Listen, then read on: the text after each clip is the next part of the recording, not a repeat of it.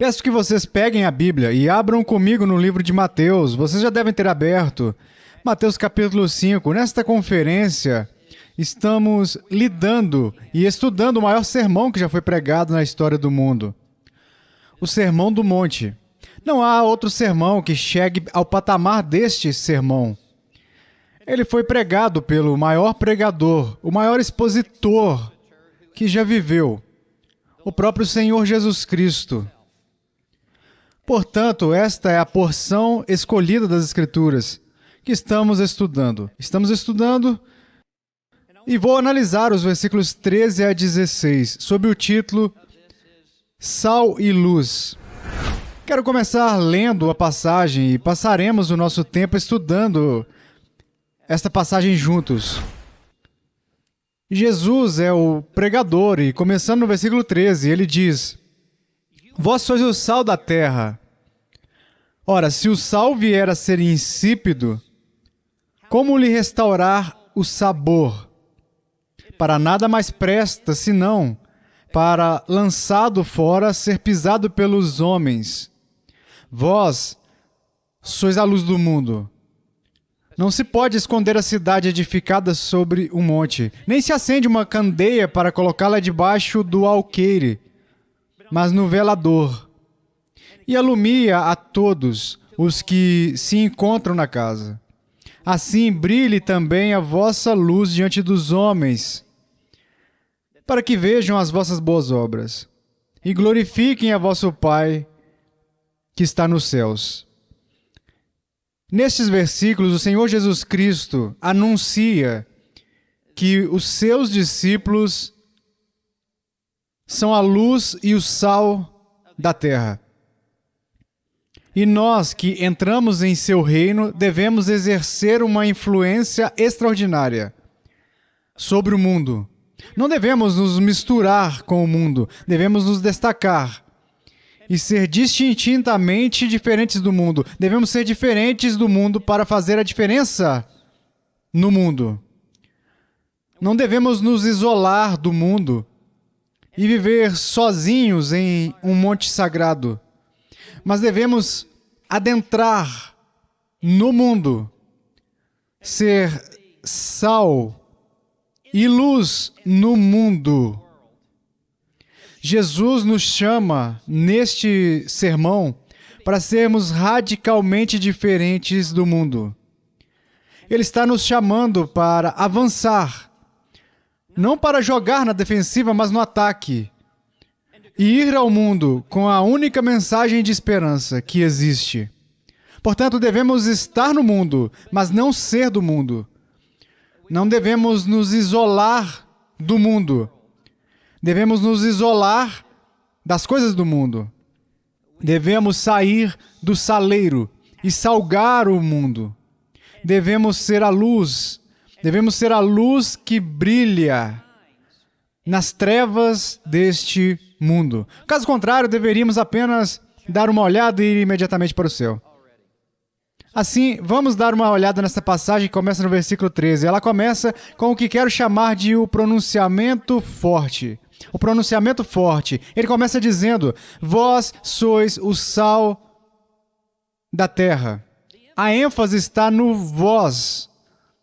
E somente vós sois o sal da terra. Ninguém mais neste planeta é o sal da terra. E a quem ele se refere quando diz vós? Ora, a resposta é óbvia, está nos versículos 13 a 12. As únicas pessoas que são o sal da terra são aquelas que declaram falência espiritual diante de Deus e que reconheceram que não têm capital espiritual com o qual se apresentar a Deus. Eles são pobres de espírito. Por isso eles choram. Eles choram, eles lamentam a sua própria falência espiritual. Eles choram por seus próprios pecados. E então eles são mansos, o que significa que são humildes. Estão sob a autoridade do senhorio de Jesus Cristo. Eles têm fome e sede de uma justiça que eles próprios não possuem. Isso nos é dado no ato da justificação somente pela fé. Somente pela fé. Este é quem é o sal da terra. E à medida que isso opera em suas vidas, estes são os que são misericordiosos, estes são os que são puros de coração, estes são os que são pacificadores. Portanto, estes são os que são perseguidos. E este é um perfil do que é ser um verdadeiro discípulo de Jesus Cristo. Essas bem-aventuranças não são uma escolha múltipla, onde podemos escolher entre 8, 2 ou 3 que representariam as nossas vidas. Se tivermos entrado pela porta estreita, se formos verdadeiros discípulos de Cristo, então todas estas 8 manifestarão em nossas vidas. É sobre estes que Jesus diz: vós sois o sal da terra. Não sobre os fariseus, os escribas, os saduceus e todo o seu estabelecimento religioso, mas vós sois o sal da terra. Observe que ele diz vós sois, está no presente, agora, neste exato momento. É uma declaração indicativa. De fato, não há requisitos que precisem ser cumpridos. É uma afirmação do fato que vós sois o sal da terra. Ora, o sal era um bem muito valioso no primeiro século. Na verdade, os soldados romanos eram pagos com sal. E é daí que vem a expressão, ele vale o seu peso em sal. Porque esse era o salário deles. O sal tem diversas características. Tem muitas características. O sal realça o sabor. O sal gera sede. Mas mais do que qualquer outra coisa, creio que Jesus está se referindo à propriedade do sal, de ser um conservante, de impedir a decomposição. Quando você guarda a carne com sal, evita que ela estrague. E o que Jesus está dizendo aqui é que o seu papel como discípulo é ser um preservador neste mundo. Na verdade, você nem ia querer viver neste mundo se não fosse a salinidade dos santos. Este planeta seria tomado pela iniquidade e pela ilegalidade, se não fosse pela presença dos cristãos que são o sal da terra. Agora, isso deve ter sido um choque enorme para esses discípulos ao ouvir isso. Vós sois o sal da terra. Quero dizer, o que Jesus está dizendo é: vocês são os influenciadores deste mundo. Vocês são os jogadores de destaque neste mundo. Vocês são aqueles que fazem uma diferença genuína e verdadeira no mundo. Não são os líderes romanos, o Senado romano, os soldados romanos, o sistema judaico, os seus líderes espirituais, mas vós que sois pobres de espírito, vós que estão quebrantados pelo pecado, vós que são mansos e humildes, vós que possuem um desejo insaciável de justiça em sua vida, vós sois as pessoas mais importantes na comunidade e na cidade de vocês, em toda esta nação do Canadá. Vós sois as pessoas mais importantes do mundo. De acordo com o que Jesus está dizendo, não é Trudeau que é a pessoa mais importante do Canadá. Eu sabia que receberia um amém sobre isso. E não é o parlamento. Não são os juízes. Não são eles que fazem a diferença neste mundo. Não são eles que fazem a diferença no Canadá. Vós sois o sal da terra. Isso é o que Jesus está dizendo aqui. Agora, a mídia não sabe disso. A mídia não sabe de nada. E os líderes civis não sabem disso, mas quer saber? Deus sabe disso. E Deus está trabalhando secretamente através de vocês. Muitas vezes de forma audível e visível, outras vezes de forma invisível. Mas vocês estão permeando esta nação. Vocês estão permeando esta cultura. E se vocês fossem expulsos e só restassem incrédulos aqui no Canadá, este lugar seria Sodoma e Gomorra. Sendo assim, que papel importante os discípulos do Senhor Jesus Cristo desempenham. Agora observe que ele continua dizendo no versículo 13, depois de dizer, vós sois o sal da terra, há um ora. Ora, se o sal vier a ser insípido, o que isso significa? Bem, o sal continuará sendo sal, só que perde a pungência, perde a nitidez, perde o efeito distintivo, perde a categoria, fica sem ação. Se o sal se tornar neutro e insípido, Jesus nos diz o resultado disso. Eu pesquisei a palavra sem sabor. E o que é interessante é a mesma raiz da palavra que é traduzida como loucura em 1 Coríntios 1, em Romanos capítulo 1.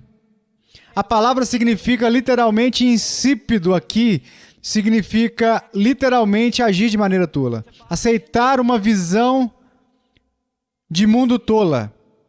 Abraçar valores tolos. E o que Jesus está dizendo aqui é que se o sal se tornar mundano, se o sal for comprometido, se o sal o suavizar, se o sal perder o seu sabor, haverá algumas repercussões no mundo.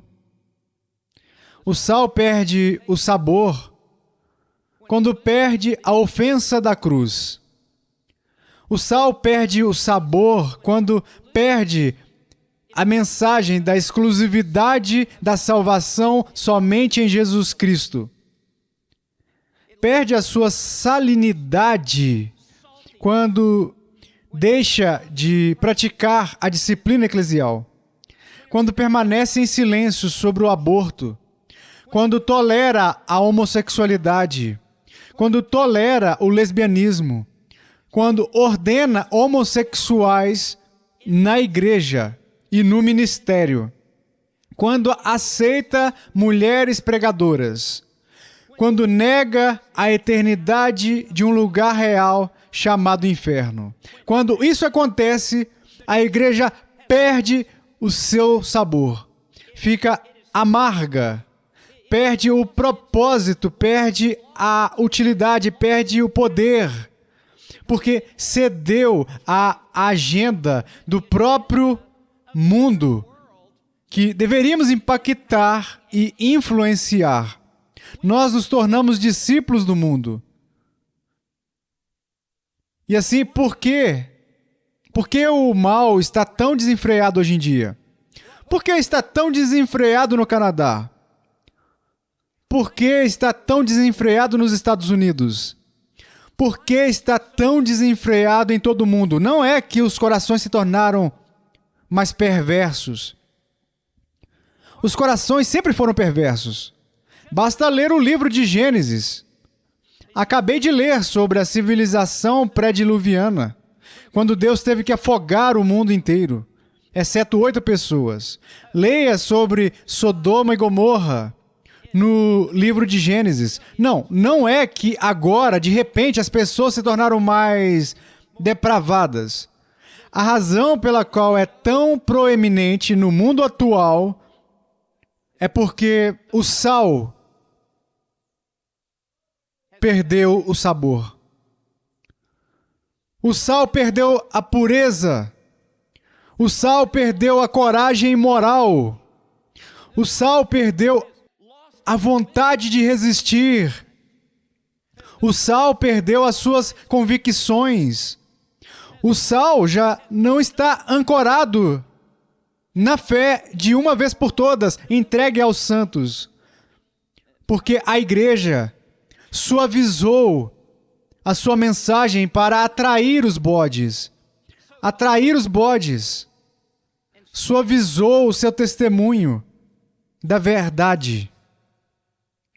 Não, a igreja perdeu seu poder de salgar.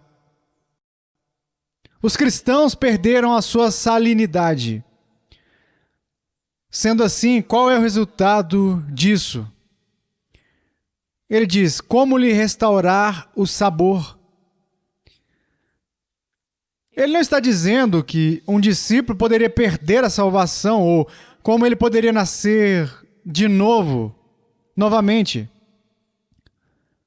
Como pode ser salgado? Como poderá recuperar a sua força, o seu poder, a sua pungência, o seu sabor salgado? Como a igreja pode ser a igreja que já foi? Ora, a igreja precisa voltar ao padrão de ouro da palavra de Deus. Ao olharmos o versículo 19 na página, Mateus 5, versículo 19, Jesus continua dizendo: aquele, pois, que violar um destes mandamentos, posto que dos menores. Isso significa corromper a santidade de Deus, corromper a santa lei de Deus e corromper o santo padrão que é estabelecido na palavra de Deus. Aquele, pois, que violar um destes mandamentos, posto que dos menores. E assim ensinar aos homens será considerado mínimo no reino dos céus. Nem todos estão no mesmo plano no céu ou no reino dos céus. O reino dos céus não é governado pelo socialismo, onde todos recebem o mesmo. Não, há alguns que são grandes no reino dos céus. Há alguns que são francamente perdedores no reino dos céus e que são os menores no reino dos céus. O versículo 19 continua dizendo: aquele, porém, que os observar e ensinar, observar significa obedecer, e ensinar, os proclama, referindo-se a esses mandamentos. Esse será considerado grande no reino dos céus. Se o sal perder o sabor, se o sal perder o gosto, se a igreja no Canadá perder o sabor, se os crentes nesta conferência perderem o sabor, ele diz no final do versículo 13, para nada mais presta. Nada. Não há mais nenhuma serventia espiritual. Não há mais nenhuma serventia eterna. Não há mais nenhuma serventia evangélica. Para nada mais presta. Como essas palavras devem ter tido um impacto chocante quando Jesus pregou isso pela primeira vez, no Sermão do Monte. Para nada mais presta. Então ele disse: não, é para isso que você serve se você perdeu. Se você perdeu o sabor. Se não para lançado fora. Ser pisado pelos homens. Pelos homens. Quero dizer, essas são palavras alarmantes. Estas palavras são um chamado de alerta. Para a igreja nos Estados Unidos. Para a igreja no Canadá. Ser lançado fora não significa perder a salvação. Significa que você perdeu seu testemunho. Perdeu a sua influência. Perdeu o seu poder. E de acordo com Jesus, não presta para mais nada, exceto para ser descartado, porque se tornou um tropeço, senão para lançado fora, ser pisado pelos homens. E os homens aqui são os homens mundanos. Por sua causa, os incrédulos desprezam a igreja. Eles perdem qualquer respeito pela igreja. É simplesmente pisoteada com ar de deboche. Porque a igreja não é mais a igreja que deveria ser. Eu me pergunto se essa perda do sabor do sal, essa perda do gosto, seria uma realidade para vocês. Eu me pergunto se isso seria uma realidade na igreja onde vocês frequentam. Eu me pergunto se isso seria uma realidade na igreja em geral, no Canadá.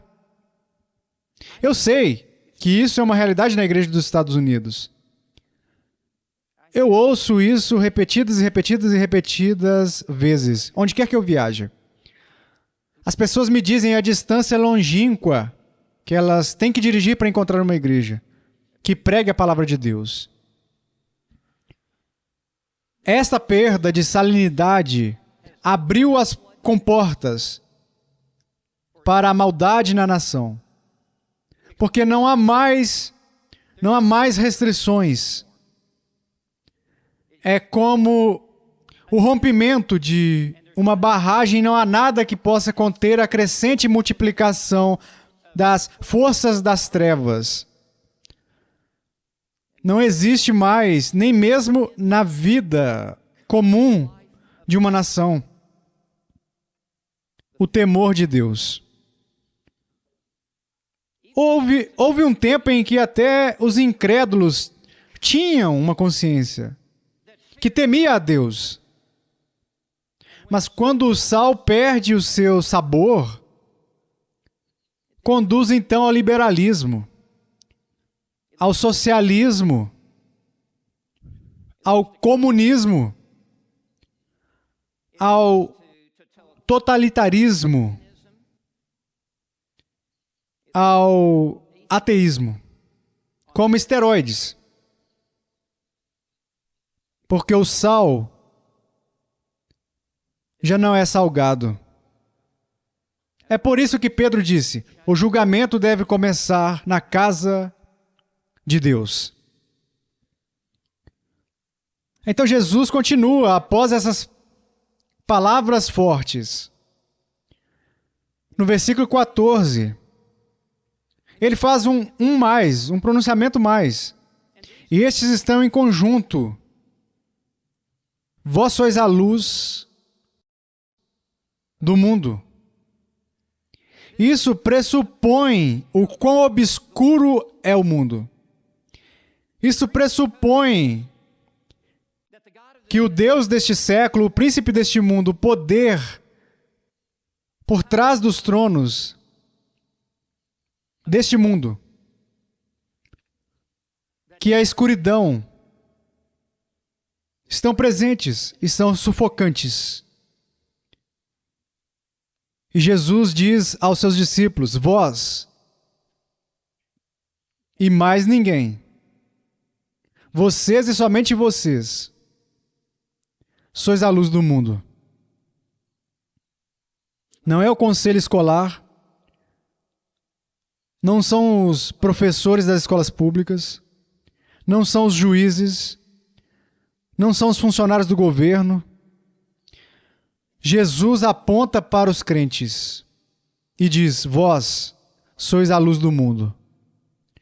Agora, Jesus Cristo, em João 8, versículo 12, e em João 9, versículo 5, diz: eu sou a luz do mundo. E Ele, no sentido mais verdadeiro, é a única luz do mundo. Ele é Deus em carne humana, que veio para trazer o conhecimento de Deus Pai e a luz da graça salvadora em um mundo sombrio. Mas à medida que Cristo vive em nós, é como se a luz de Cristo estivesse dentro de nós. E à medida que vivemos as nossas vidas, como o sal da terra, a sua luz brilhará de nós para as trevas deste mundo. É por isso que ainda estamos aqui. Saiba que uma vez salvo, a adoração será muito melhor no céu do que aqui. A comunhão será muito melhor no céu do que aqui. Mas há algo aqui. E é por isso que Deus nos deixa aqui, depois que nos convertemos. E é para ser o sal e a luz, que não poderíamos estar no céu, da maneira que estamos aqui. E então ele dá duas ilustrações. Você verá no versículo 14. Na ilustração número 1, ele diz: não se pode esconder a cidade edificada sobre um monte. Nos tempos antigos, sempre que construíam uma cidade, escolhiam o lugar mais alto e construíam a cidade nesse lugar, porque isso a tornava mais segura contra os exércitos invasores que teriam que subir a colina para tentar atacá-los. É um lugar elevado. E há também uma beleza na construção de templos antigos nas colinas mais altas, porque quando acendem as suas tochas, a cidade pode ser vista a quilômetros e quilômetros e quilômetros de distância, e há uma glória nisso. Então Jesus reconhece isso aqui e diz: não se pode esconder a cidade edificada sobre um monte. Ela está em um lugar alto, está estrategicamente posta onde não pode haver breus, ou bifurcações, ou esconderijos. Ele diz no versículo 15, agora a segunda ilustração: nem se acende uma candeia para colocá-la debaixo do alqueire. Isso não faz sentido. Não faz sentido. Ninguém acenderia uma lâmpada e depois a esconderia, para que ninguém a visse, para que ela não tivesse função ou utilidade. E, no entanto, é isso que alguns cristãos fazem. Eles são como discípulos do serviço secreto. Usam camuflagem.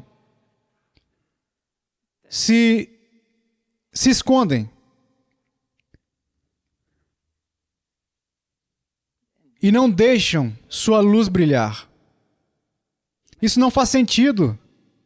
Eles querem se esconder em uma caverna com outros crentes e apenas ter comunhão, se esconder.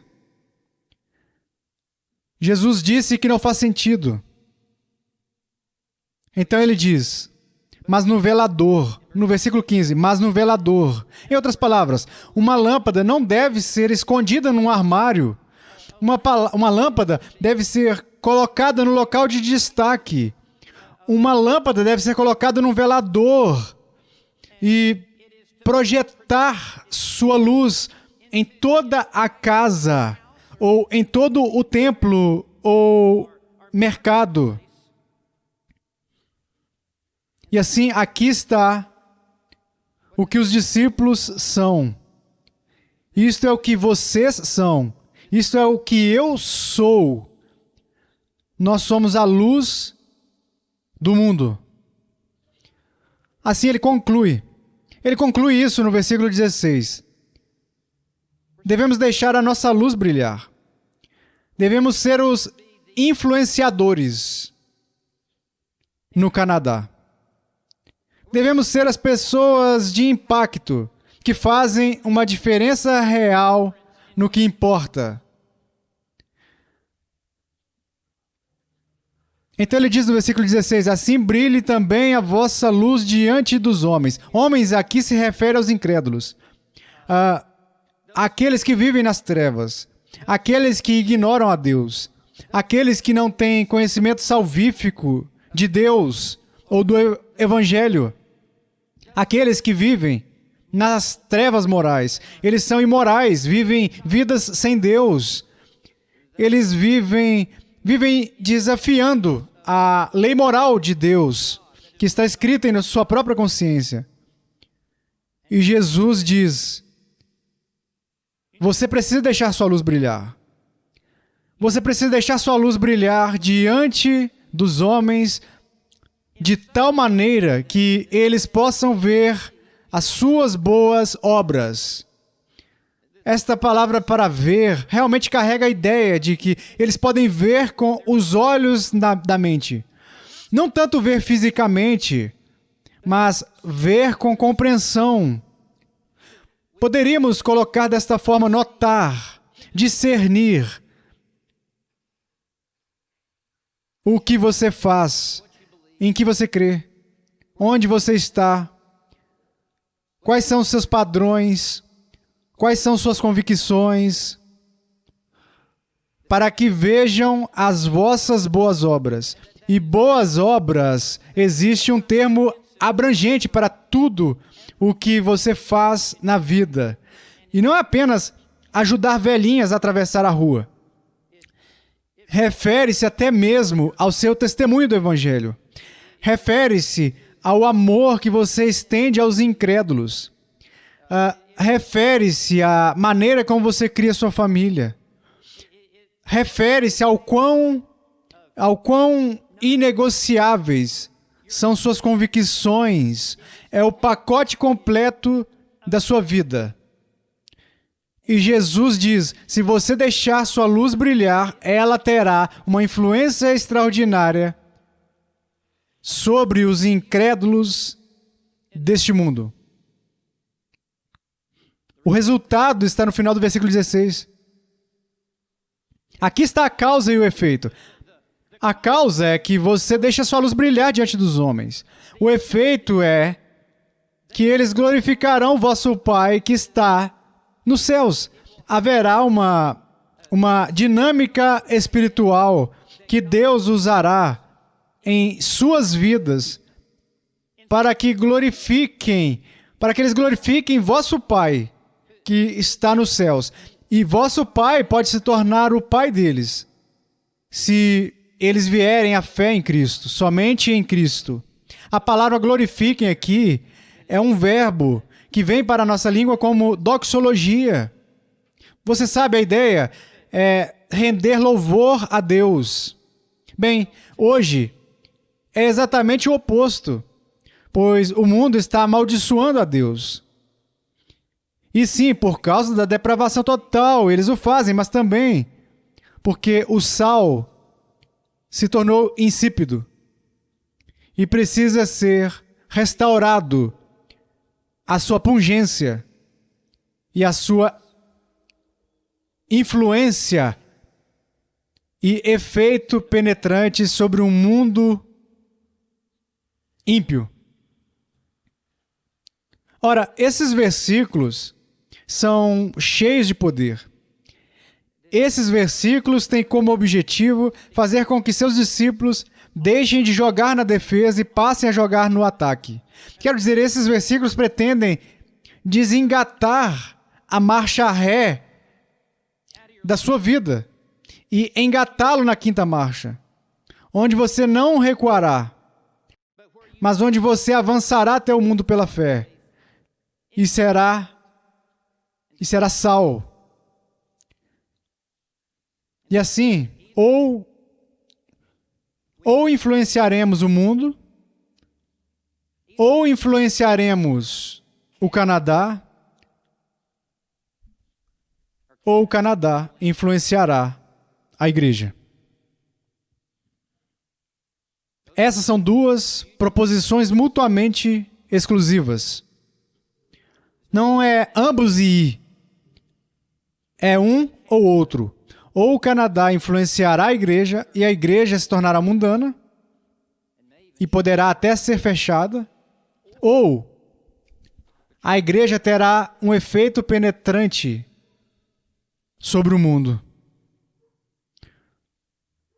Ou nos tornaremos uma igreja mundana, ou o mundo ficará sob a influência generalizada da mensagem da igreja, de Jesus Cristo e Ele crucificado.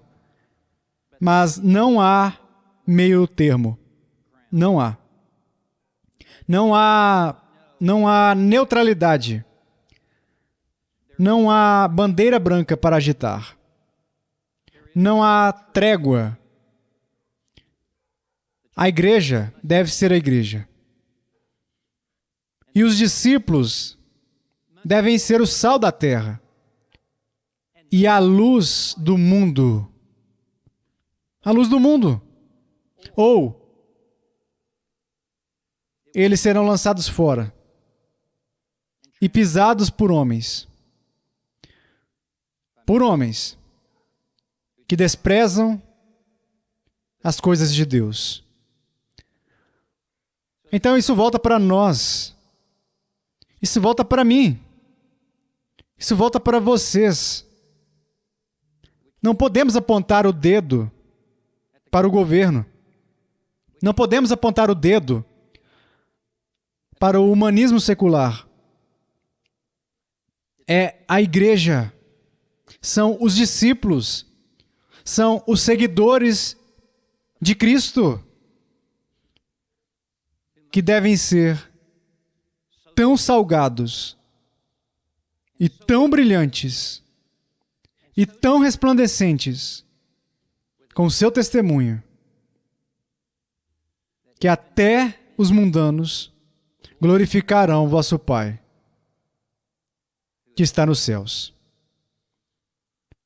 É incrível neste sermão como Jesus vira tudo de cabeça para baixo. É o reino de cabeça para baixo. São os pobres de espírito que são ricos. São aqueles que choram, que são consolados. São aqueles que são mansos, que herdam a terra. São aqueles que têm fome e sede, que são saciados. Eles são saciados. É a forma como o reino funciona. Quem se exalta será humilhado. E quem se humilha será exaltado. Aqueles que procuram salvar a vida irão perdê-la. Aqueles que perdem a vida por Cristo a encontrarão. No reino de Deus é tudo invertido. É tudo invertido. É completamente antitético ao modo de pensar do homem. E assim que Deus, através de sua palavra escrita no Sermão do Monte, nos conceda olhos para enxergar e ouvidos para ouvir, como Ele realiza sua obra aqui na terra. Oremos. Pai Celestial, queremos que os homens glorifiquem o Teu nome. Queremos que eles cantem Teus louvores. Queremos que eles tenham temor a Ti. Queremos que eles Te amem. Queremos que eles abracem Seu Filho. Queremos que eles creiam no Seu Evangelho. Por isso eu oro para que Tu faças uma obra em nossos próprios corações, para que nós, começando por nós, nos tornemos as pessoas que Tu nos chamaste para ser. Que não olhássemos para a esquerda nem para a direita, mas que olhássemos para dentro. Não podemos transferir a culpa para quilômetros de distância, mas sim devemos ser parte da solução para o que o sal e a luz devem ser nesta terra obscura e árida. Então, Pai, faça o que só Tu podes fazer, reúna nossos corações, eleve-nos pelo Seu Espírito. Oramos isso em nome de Cristo. Amém.